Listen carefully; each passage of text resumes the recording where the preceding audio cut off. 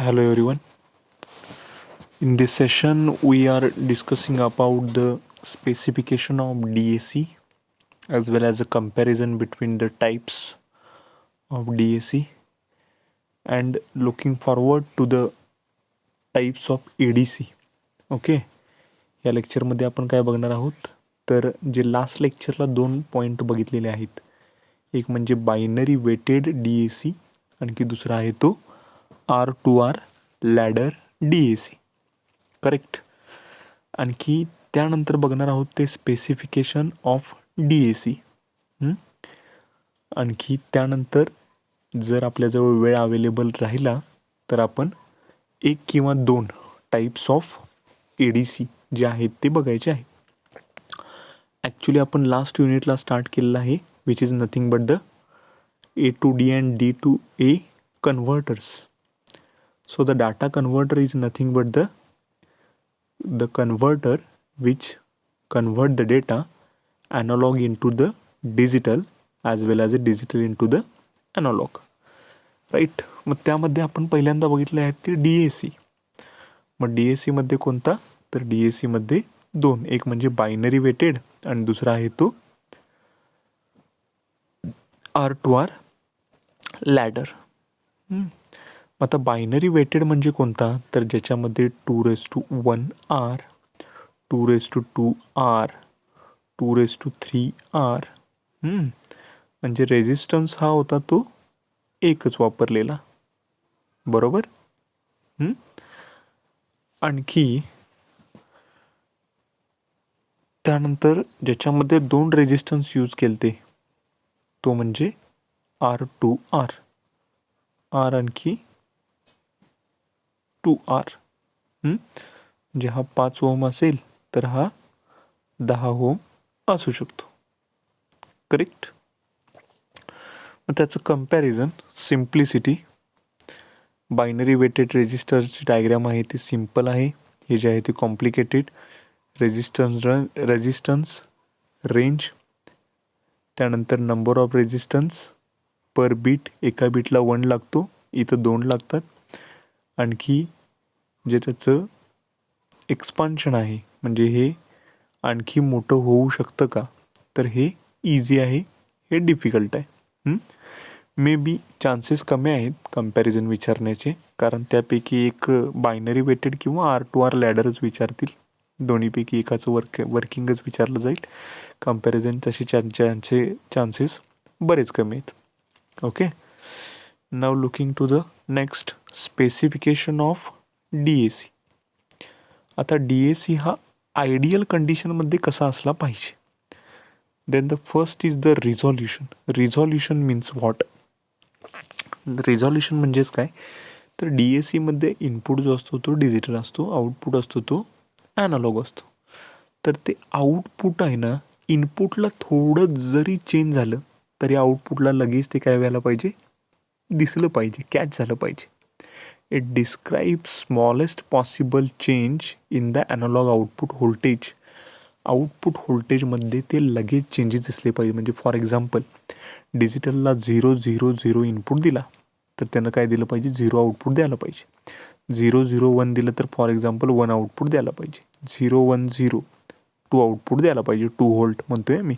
म्हणजे जरासरी चेंज झाला, 0चा 1 झाला ना पुढल्या लेवलला, ह्या 0चा 1 झाला ना पुढल्या लेवलला, म्हणजे आउटपुट त्यानुसार व्हॅरी झालं पाहिजे. याला म्हणायचं resolution. It should be as high as possible. ते नेहमी किती असलं पाहिजे, हायेस्ट लेवलला असलं पाहिजे. म्हणजे फ्रॅक्शन ऑफ सेकंडमध्ये आपल्याला आउटपुट हे व्हॅरी झालं पाहिजे, इनपुट व्हॅरी झाला तर. Now next one is accuracy. Accuracy काय इंडिकेट करते तर ॲक्युरसी देखील ही DACची हाय असली पाहिजे. मग आता हाय मीन्स काय तर फॉर एक्झाम्पल समजा DACमध्ये ॲनालॉग आउटपुट भेटणार ना, 10 व्होल्ट आउटपुट भेटते असं धरूया. त्या ठिकाणी मला आउटपुट असं भेटते बघा, for example 9.6, then 9.7, then 9.8 and then 9.9. Okay, अशी मला 4 आउटपुट भेटलेले आहेत. ॲक्च्युली मला भेटायला पाहिजे किती, 10 व्होल्ट. मग सगळ्यात क्लोज व्हॅल्यू कोणती आहे, 10च्या थेरॉटिकल व्हॅल्यूच्या ह्या व्हॅल्यूच्या जवळची कोणती 9.9 which is called as accuracy. Actually 10 volt आला तर तो परफेक्ट ॲक्युरेट म्हणायचं. पण 9.9 हा का झाला 10 व्होल्टच्या जवळ झाला. Means it indicates how close the analog output voltage to its theoretical value. Actually 10 volt यायला पाहिजे, कधी कधी तो 10 व्होल्ट येईल देखील, म्हणजे फॉर एक्झाम्पलमध्ये म्हणतोय, आणि कधी कधी तो 9.9, 9.8, 9.7 असा येईल. त्यातल्या त्यात जो जवळ आहे त्याला म्हणायचं ॲक्युरसी. मग ती DACची कशी असली पाहिजे, अगदीच चांगली असली पाहिजे, as high as possible. Then the third one is nothing but the linearity. What is mean by linear? Linear means DACमध्ये इनपुट आहे ते डिजिटल, आणखी आउटपुट आहे ते ॲनालॉग. आपण त्याचा ग्राफ बघितलेला बघा, अशा टाईपचा काहीतरी ग्राफ आलेला, अशा टाईपचा स्टिअर केस. याचे जर पॉईंट कनेक्ट केले ना तर हा अशी सरळ स्ट्रेट लाईन तयार होते. म्हणजे इकडं इनपुट असतील या साईडला आणि या साईडला आउटपुट असतील, याची एक अशी स्ट्रेट लाईन तयार होते जर त्या स्टिअर केसचे पॉईंट कनेक्ट केले तर. म्हणजेच ते कसे असतात, लिनियर असतात. The relation between the digital input and analog output should be linear. Okay, now the next is nothing but the settling time. What is mean by settling time? Settling time म्हणजे काय तर मगाशी सांगितलं मी तुम्हाला की 0 इनपुटला दिला तर आउटपुटला 0 व्होल्ट दिसायला पाहिजे, 0 घेतला तर 1 व्होल्ट दिसायला पाहिजे. सगळं फॉर एक्झाम्पल आहे. 0 घेतला तर 2 व्होल्ट दिसायला पाहिजे. मात्र या हे फ्रॅक्शन ऑफ सेकंदमध्ये जायला पाहिजे. म्हणजेच analog output voltage should change instantaneously, लगेच बदलायला पाहिजे. स्वतःहून का नाही, ज्या प्रमाणात इनपुट चेंज होईल त्या प्रमाणात. ओके, मग हे असं लगेच बदलायला पाहिजे असं आपल्याला वाटतं आयडियली, पण तो लगेच बदलत नाही. फॉर एक्झाम्पल, मला आता असं वाटतं की हे लेक्चर झाल्यानंतर तुम्ही लगेच या नोट्स लिहून घ्याव्या. काहीजण घेतील देखील, काहीजण घेणार नाहीत. बरोबर, जे घेणार नाहीत त्यांना थोड्या दिवसानंतर जाग आल्यानंतर ते त्यावेळेला लिहून घेतील. म्हणजे किती टाईम स्पेंड झाला, 1-2 दिवस, 3 दिवस, 4 दिवस. These are nothing but the settling time. Means input दिलं आणि आउटपुट यायला जो टाईम भेटतो याला म्हणायचं settling time. Last one is nothing but the speed, the number of conversions perform per second. म्हणजे एक डिजिटल इनपुट दिलं त्याचं एक आउटपुट केलं, 2 डिजिटल दिले त्याचे 2 आउटपुट केले ॲनालॉगमध्ये. मात्र एका सेकंदामध्ये किती केले, नंबर ऑफ कन्व्हर्जन्स, त्याला म्हणायचं स्पीड. आणि हे सगळं काय असलं पाहिजे, हाय असलं पाहिजे. सेटलिंग टाईम फक्त लो असला पाहिजे, कारण सेटलिंग टाईम जितका लो असेल तितकी ॲक्युरसी त्याची चांगली, तो तेवढ्याच फास्ट वर्क होईल असं असतं. सेटलिंग टाईम जितका जास्त वेळ लागणार तितकाच त्याला problem. Okay, now moving towards the ADC. आत्तापर्यंत जे आपण बघितलं ते काय बघितलं, DAC बघितलं, ज्याच्यामध्ये इनपुट डिजिटल होता, आउटपुट ॲनालॉग होता. आत्ता मात्र आपल्याला उलटं असणार आहे, ॲनालॉग इनपुट असणार, डिजिटल आउटपुट असणार. It is a device which convert analog input into digital output. Okay, आता त्यामध्ये पहिला टाईप आहे तो ड्युअल स्लोप इंटिग्रेटर ADC, आणि दुसरा जो आहे तो सक्सेसिव्ह ॲप्रॉक्झिमेशन ADC. ॲक्च्युली याच्यामध्ये 3 टाईप आहेत, रॅम्प ADC, ड्युअल स्लोप, आणखी सक्सेसिव्ह ॲप्रॉक्झिमेशन. पण आपल्याला रॅम्प ADC नाही आहे, त्याबद्दल आपण फक्त स्टडी कोणाचं करणार आहोत, ड्युअल स्लोप इंटिग्रेटरचा. आणखी दुसरा जो आहे तो म्हणजे कोणता, तर successive approximation. Okay, now looking to the first type of ADC, dual slope integrator ADC. याच्यामध्ये काय केलं आहे तर हा जो आहे तो ॲनालॉग स्विच इनपुट. आता हा जो आहे तो इथं ॲरो इंडिकेट केला आहे बघा, ॲरो म्हणजे पाठीमागं आपण घेतलेलं काय तर SPDT स्विच म्हणलेलं बघा, SPDT स्विच म्हणजेच काय, single pole dual throw switch. हा इथं आहे बघा, S2 वापरला आहे. हा एकदा याला कनेक्ट होणार या ग्राउंडला आणि एकदा या पॉईंटला कनेक्ट होणार. म्हणजे पोल किती आहे, खांब किती आहे, एक. कनेक्ट एकदा इकडे होणार, एकदा इकडे होणार. आता मात्र जो आहे तो पुढचा SPDT नसून SPTT आहे. SPTT म्हणजेच काय, सिंगल पोल ट्रिपल थ्रो.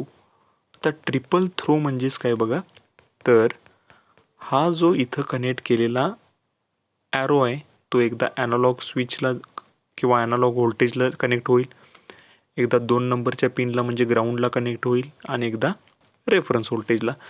म्हणजे तो जो पॉईंट आहे तो 3 ठिकाणी कनेक्ट होतो.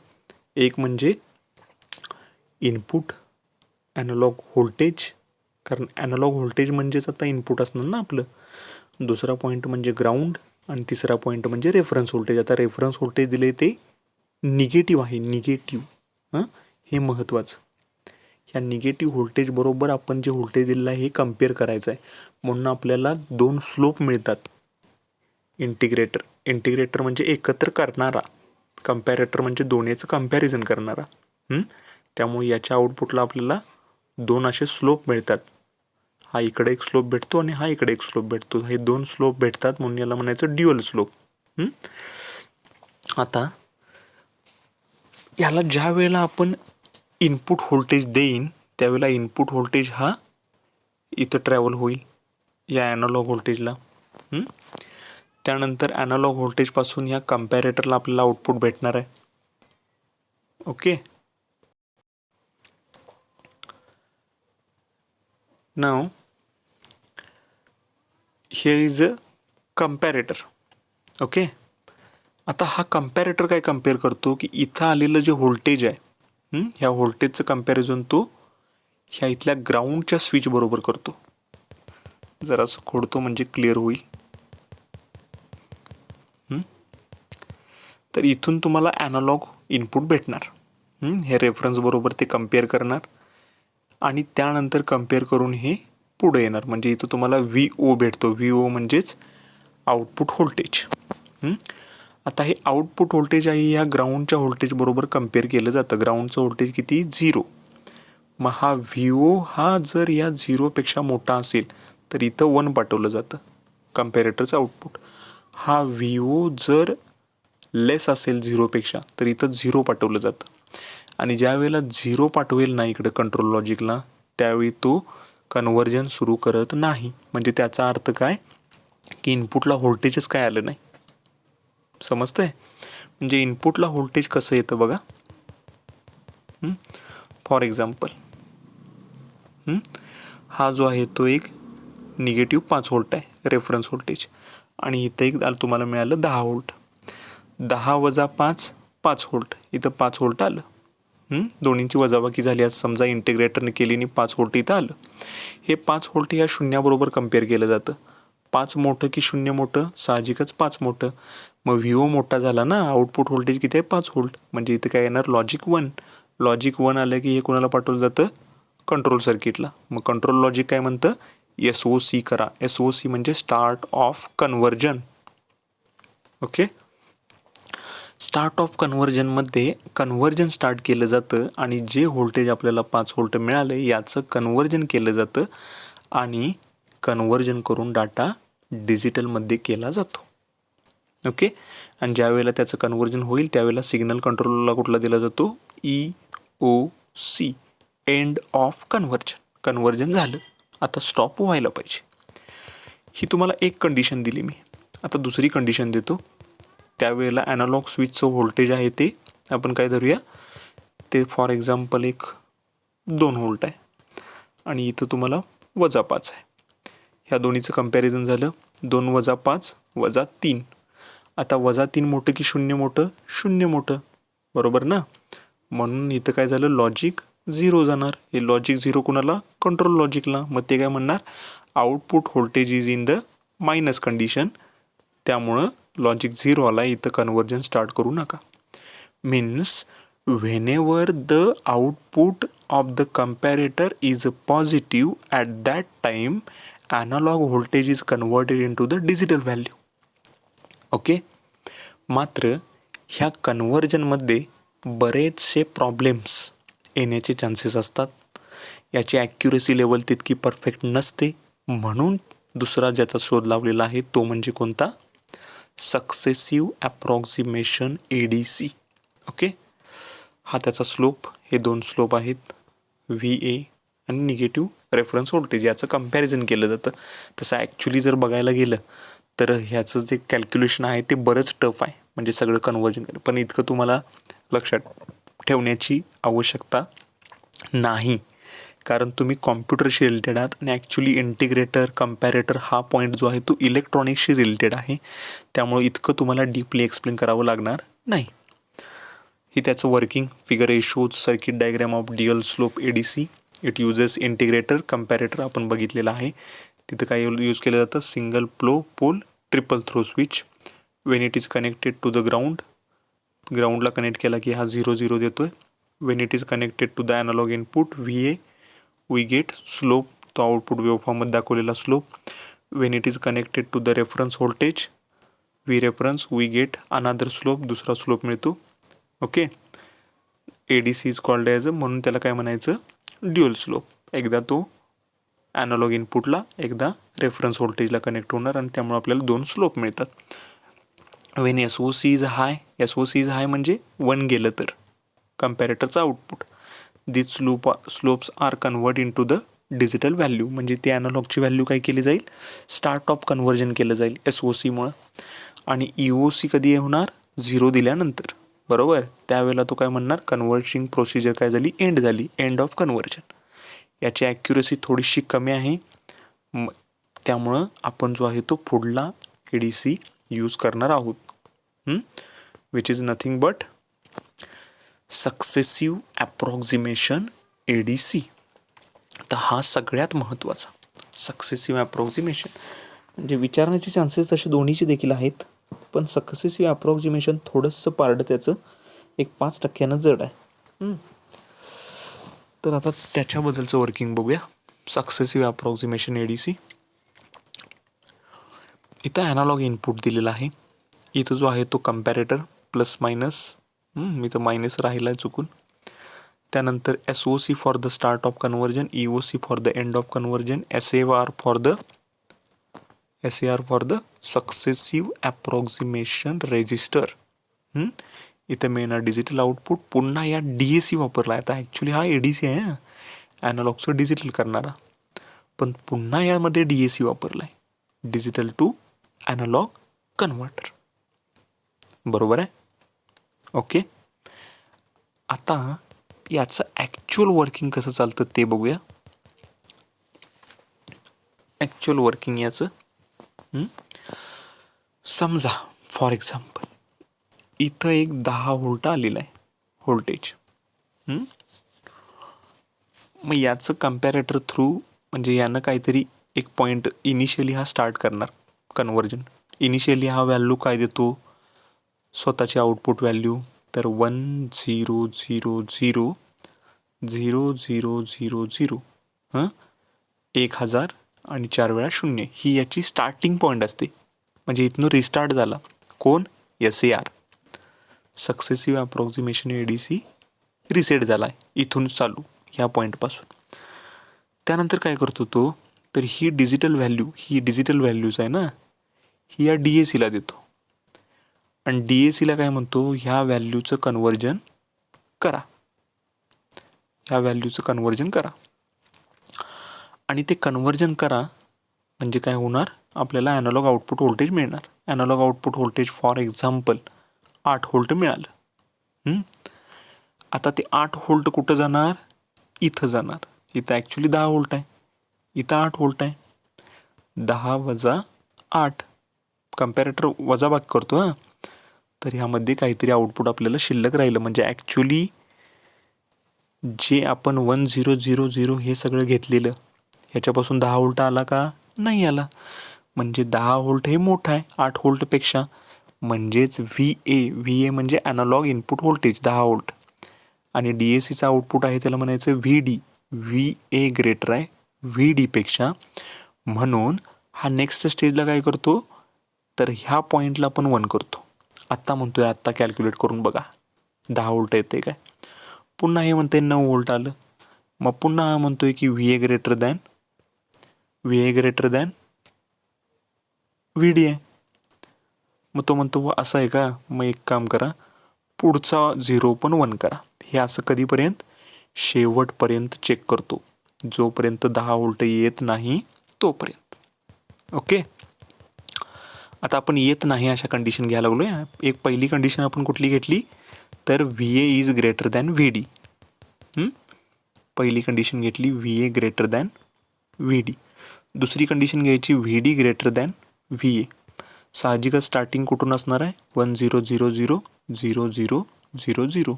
म्हणजे या डिजिटल इनपुटला हा डायरेक्ट ही व्हॅल्यू दिली, यानं डी ए सीला दिली. डी ए सी म्हणला काय की याचं कन्व्हर्जन, म्हणजे हा स्टार्टिंग पॉईंट राहील, यापासूनच कॅल्क्युलेशन तो स्टार्ट करतो. आता समजा याने कॅल्क्युलेशन केलं, मग यावेळेला काय आलं, 8 व्होल्ट काहीतरी आला असं समजा. पण यावेळेला समजा याचं कॅल्क्युलेशन मगाशी 8 व्होल्ट आलेलं, पण असं समजा की यावेळेला ते 11 व्होल्ट आलेलं आहे. मग आता 10 व्होल्ट मोठं का 11 व्होल्ट मोठं? 11 व्होल्ट मोठं. 11 व्होल्ट मोठं म्हणजेच व्ही डी मोठा. 11 इज ग्रेटर दॅन 10. बरोबर आहे. मग या कंडिशनला काय होतं, पहिला 1 0 होतो आणि हा पुढचा 1 होतो. मग पुन्हा म्हणतं ते बघा येतं का आता, तर आता आलं 12 व्होल्ट. तो म्हणतोय अजून पुन्हा वाढलं. मग तो म्हणतो याला पण 0 करा, हा 1 करा. आता म्हणतो याला पण 0 करा, हा 1 करा. म्हणजेच when V A is greater than V D, M S B म्हणजे डाव्या हातापासूनचे बीट आहेत ते 1 1 1 1 पुढं पुढं होत जातात. But when V D is greater than V A, त्यावेळेला एक नंबरचा M S B most significant bit, डाव्या हाताचं बीट आहे ते काय होतं, 0 होतं आणि पुढचं 1 होतं. नेक्स्ट स्टेजला जर कंडिशन परत तशीच राहिली तर ते बीट पण 0 होतं, त्याच्या पुढचं 1 होतं. कळतंय. आणि हा असा सगळे कॉम्बिनेशन करून बघणार आणि ज्या वेळेला 10 व्होल्ट येईल त्यावेळेला म्हणणार इथं 10 व्होल्ट आलं, इथं देखील 10 व्होल्ट आलं, दोन्हीचं कंपॅरिझन करूया. 10 वजा 10 0. आणि ज्या वेळेला हे 0 या सारला दिलं जाईल त्यावेळेला तो म्हणणार काय, आता कन्व्हर्जन करू नका, एंड ऑफ कन्व्हर्जन. कारण आलेलं उत्तर जे आहे ते माझं त्यावेळेचं बरोबर असणार आहे. त्यावेळची जी माझी व्हॅल्यू असणार आहे ती एक्झॅक्टली करेक्ट असणार आहे. म्हणजे फॉर एक्झाम्पल ती काहीही असू शकते, काहीही असू शकते. म्हणजेच 1 1 म्हणजे ते असे असेल 1 0 1 1 0 0 0 0 अशी पण असेल. मग ह्या व्हॅल्यूला तो काय म्हटला, 10 व्होल्ट आलं. मग ते 10 व्होल्ट इथं व्ही डीला सांगणार 10 व्होल्ट आलं, मग ते इथं कम्पॅरेटरला दिलं जाईल. मग इनपुटचं 10 आणि इकडं फीडबॅककडून मिळालेलं 10 याचं सबट्रॅक्शन होणार. किती आलं, 0. मग 0 आल्यानंतर कन्व्हर्जन स्टॉप. त्यामुळं ही जे ॲन्सर असणार ते माझं करेक्ट ॲन्सर असणार. समजते. Means in successive approximation ADC तो कन्व्हर्जन करतो आणि नुसतंच कन्व्हर्जन करत नाही ॲनालॉगचं डिजिटलमध्ये, तर ते चेक करून बघतो की ते कन्व्हर्जन केलेलं बरोबर आहे का. त्यामुळे याची ॲक्युरसी सगळ्यात चांगली असते. In successive approximation there are 3 condition. कुठल्या कंडिशन, त्या कंडिशन सांगतो बघा. तर पहिली condition V A greater than V D. असं जर झालं तर हा बीट पण 1 ठेवायचा, पुढचा पण 1 करायचा. त्यावेळेला पण ही कंडिशन पुन्हा तशीच राहिली तर हा बीट पण 1 ठेवायचा, पुढचा 1 करायचा. तसंच राहिलं तर हा बीट पण 1 ठेवायचा, पुढचा 1 करायचा. तर V D greater than V ए आला तर हा 0, हे 1 0 0 0 0 0 0 4 वेळा. पुन्हा जर तशीच कंडिशन राहिली तर हा 0 करायचा, हा 1 करायचा. पुन्हा तशी राहिली तर हा 0 हा 1. आणि दोन्ही जर इक्वल आल्या तर V D is equal to V A, तर कन्व्हर्जन स्टॉप, कारण आलेलं उत्तर माझं बरोबर असेल. Okay. In this lecture, we have studied about the comparison between the two types of the DAC. One is binary weighted and second one is R2R ladder. Then we have discussed about the specifications of the DAC. Then we have seen ADC, types of ADC. One is dual slope integrator ADC, and last one is very important because its accuracy is very correct. Okay, very good, very high level. Okay, which is nothing but the successive approximation ADC. Okay, in the upcoming or next lecture we will see about the specifications of ADC as well as the CPLD and the last points or last portions of the this chapter. Okay, अजून एक 2-3 lecture झाले की आपला हा chapter देखील पूर्णपणे cover होतोय. Okay, तोपर्यंत हे समजून घ्या. नेक्स्ट लेक्चरला मी पुन्हा एकदा याची रिव्हिजन घेतो आणखी मग पुढे जाऊया जेणेकरून हे तुम्हाला समजायला सोपे जाईल. ओके, थांबूया.